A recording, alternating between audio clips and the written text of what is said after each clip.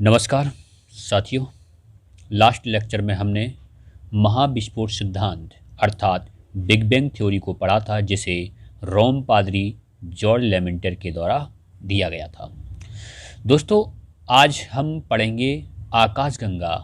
आकाशगंगा क्या है, गैलेक्सी क्या है। जैसे कि हमने आपको बताया कि ब्रह्मांड सबसे बड़ी इकाई होती है और एक ब्रह्मांड में बहुत सारी आकाशगंगाएं, लगभग 100 अरब की संख्या में आकाशगंगाएं होती हैं।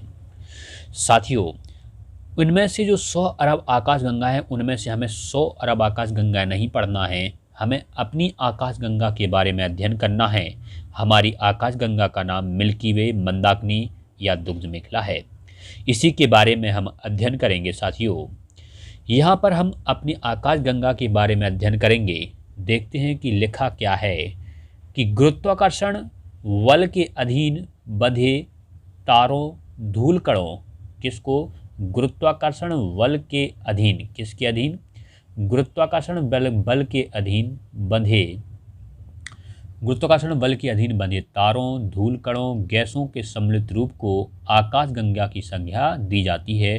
संपूर्ण ब्रह्मांड अनेक आकाशगंगाओं से मिलकर बना होता है।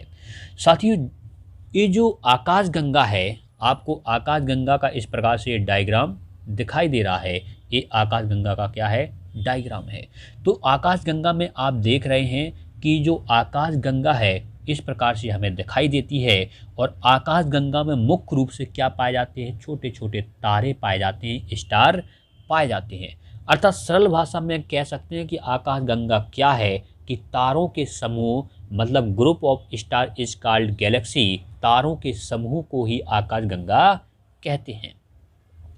और आप जानते हैं कि संपूर्ण ब्रह्मांड अनेक आकाशगंगाओं से मिलकर बना हुआ है। मतलब लगभग 100 अरब आकाशगंगाएं मिलकर एक ब्रह्मांड का निर्माण करते हैं। साथियों, इसके बाद हम समझते हैं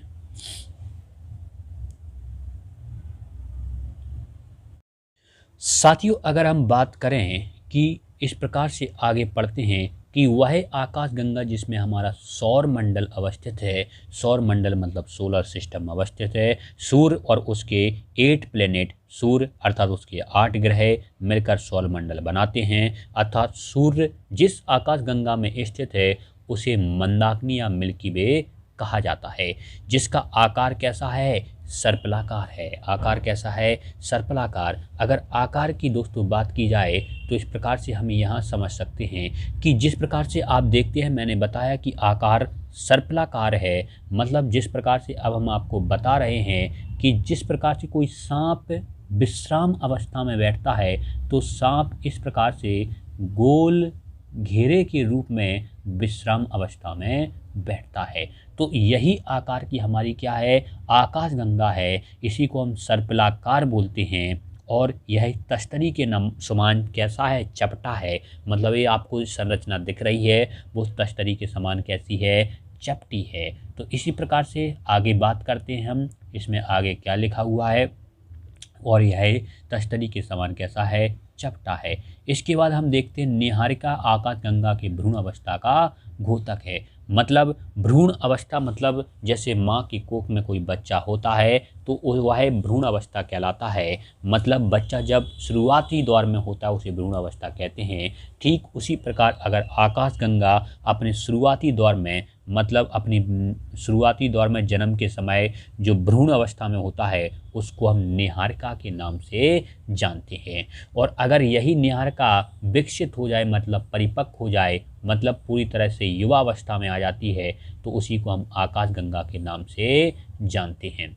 साथियों, अगर हम बात करें कि आकाशगंगा में 3 घूर्णनशील भुजाएं पाई जाती हैं, जिसके केंद्र को बल्ज कहा जाता है। इसमें एक ब्लैक होल पाया जाता है। अब हम 3 घूर्णनशील भुजाओं के बारे में बात कर लेते हैं। जैसा कि हमने बताया आकाशगंगा है, और आकाशगंगा की जो पहली घूर्णनशील भुजा है वो इस प्रकार से ए फर्स्ट घूर्णनशील भुजा होती है, ये फर्स्ट घूर्णनशील भुजा हो जाएगी, फिर इसके बाद ये दूसरी घूर्णनशील भुजा हो जाएगी, ये दूसरी हो जाएगी, इसके बाद ये तीसरी घूर्णनशील भुजा हो जाएगी। ये 3 घूर्णनशील भुजाएं आकाशगंगा अर्थात गैलेक्सी में होती हैं और इन तीनों के नाम हैं, ये अंदर की ओर है इसलिए इसे आंतरिक घूर्णनशील भुजा कहते हैं, और इसके बाद जो मध्य में है उसे मध्यवर्ती घूर्णनशील भुजा कहते हैं। इसी के साथ साथियों जो बाहर है उसे बाहरी घूर्णनशील भुजा के नाम से जाना जाता है। अब घूर्णनशील क्यों कहा जा रहा है? ये सभी भुजाएं क्या कर रही हैं? इस प्रकार से परिक्रमा कर रही हैं, घूर्णन कर रही हैं, अपने आप में रोटेट हो रही हैं, क्योंकि इन सभी जो भुजाएं हैं उनमें कहीं ना कहीं तारे पाए जाते हैं। क्या पाए जाते हैं साथियों? तारे पाए जाते हैं। और आप जानते हैं कि जो तारे हैं, स्टार हैं, वो आकाशगंगा के केंद्र का क्या कर रहे हैं? परिक्रमा कर रहे हैं। तो तारों के साथ हम कह सकते हैं कि ये सभी भुजाएं क्या कर रही हैं? घूर्णन कर रही हैं, रोटेट कर रही हैं। साथियों अगर आज यहाँ पर हम देखें कि इस प्रकार से ये जो केंद्र होता है आकाशगंगा का, आकाशगंगा के केंद्र को हम बल्ज के नाम से जानते हैं। किसके नाम से जानते हैं साथियों? बल्ज के नाम से। तो बल्ज के नाम से जानते हैं और इसी में ब्लैक होल पाए जाते हैं। क्या पाए जाते हैं साथियों? ब्लैक होल पाए जाते हैं। तो इस प्रकार से ये जो ब्लैक होल होते हैं, इसी में अगर तारे की उम्र हो जाती है, मतलब उसकी मृत्यु हो जाती है, तो तारे इसी ब्लैक होल में क्या हो जाते हैं? समा जाते हैं। अगर हम बात करें कि जो बाहरी भुजा है इसमें तारों का जन्म होता है, मतलब तारे अपनी भ्रूण अवस्था में होते हैं और जैसे ही तारों के जो जन्म की मतलब उसकी उम्र आधी हो जाती है, लगभग युवावस्था में आता है, तो वह तारा इस प्रकार से यहाँ पर आ जाता है। कहाँ पर आ जाता है?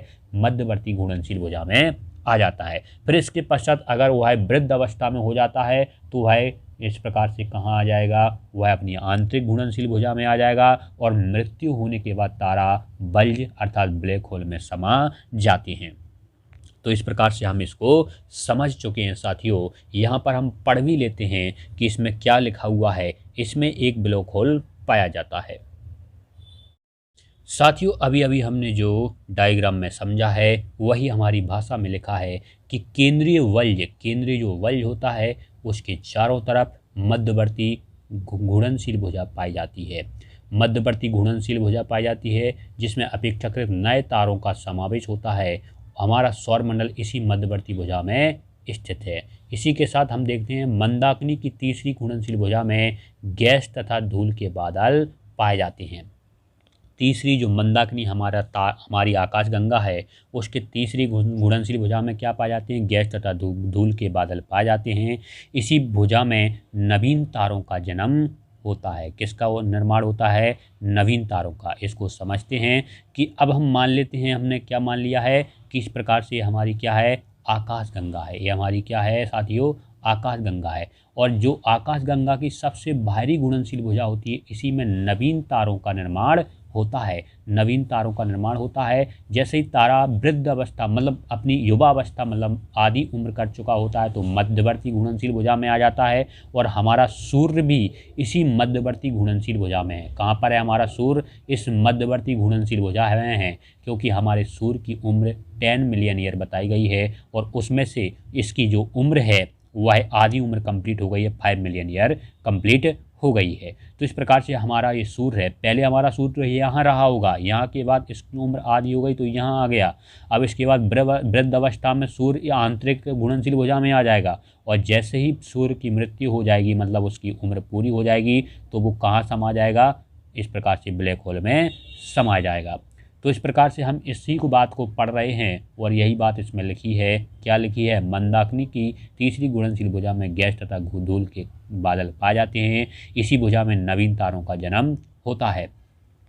नेक्स्ट बात ये लिखी है दोस्तों, मंदाकिनी के केंद्र से सूर्य की दूरी 32,000 प्रकाश वर्ष है। सूर्य भी एक तारा है। सूर्य को मंदाकिनी की एक परिक्रमा करने में 25 करोड़ वर्ष का समय लगता है।